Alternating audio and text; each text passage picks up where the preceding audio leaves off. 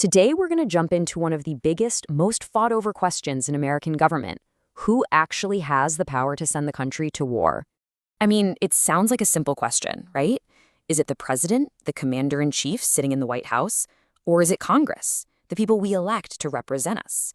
Well, the truth is the answer is incredibly complicated, and that tension is baked right into the U.S. Constitution by design. To really get a handle on this, we're going to dive into the arguments of one particular legal scholar, Jonathan Turley. He has a very specific and, let's just say, a pretty sharp take on how this whole power struggle really works, both in the courtroom and in the political arena.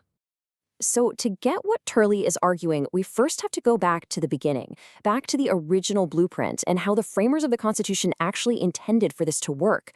The whole thing revolves around this idea of war powers. And here's the key. It's not a single power given to one person. Nope. It's a responsibility that's deliberately split up, a shared authority.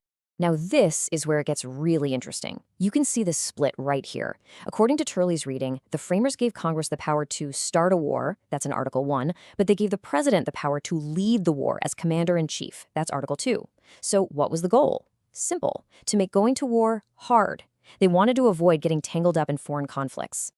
But here's the kicker in our modern world.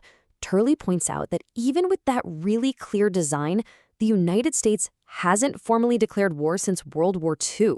Think about that.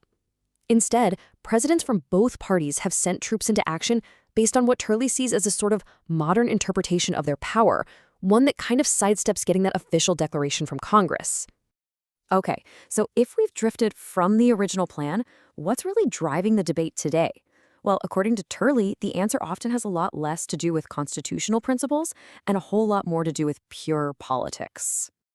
And Turley doesn't mince words about it. He uses this quote to set up his point that, he's just been amazed watching politicians' views on presidential power seem to flip-flop depending entirely on which party controls the White House. And this table just lays his point out so clearly. Turley points out that when President Obama took military action in Libya without congressional approval, people like Nancy Pelosi and Richard Blumenthal defended it. In fact, Pelosi said no authorization is required. But then when President Trump took unilateral action regarding Iran, those exact same figures were expressing horror. For Turley, this is Exhibit A that the debate is often driven by who you're rooting for, not a consistent legal principle.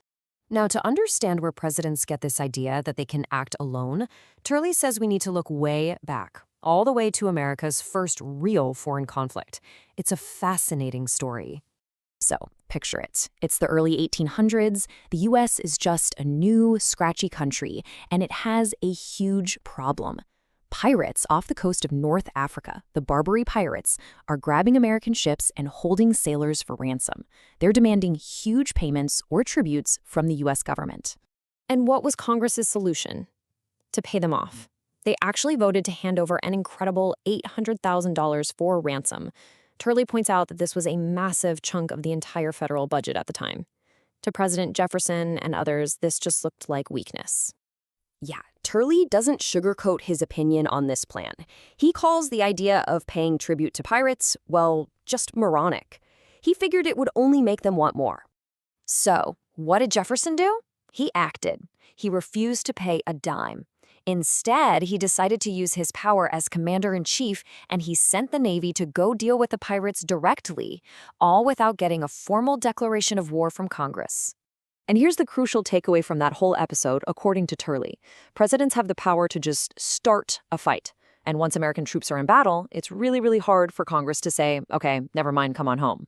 Jefferson essentially boxed in Congress, and in doing so, he set a precedent that presidents have been using for more than 200 years.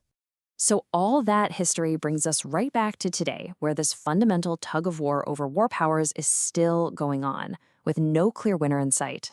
So if we boil down Turley's whole perspective, it comes down to this. You have this deep conflict between what the framers wanted and how presidents act today. You have a political reality where your opinion often depends on whose team is in power. You have over 2 centuries of historical precedent where presidents just act. And finally, you have Congress, which is often chosen to just pass vague authorizations instead of taking a firm stand and actually declaring war. And that just leaves us with this one last massive question. The world has changed a little bit since the 1700s, right? So in an age of cyber attacks, drones, and threats that pop up in an instant, can that slow, careful process the framers designed for going to war even work anymore? Or is a powerful, fast-acting president just something we have to accept in the modern world? That, right there, is the core of the debate that's still raging today.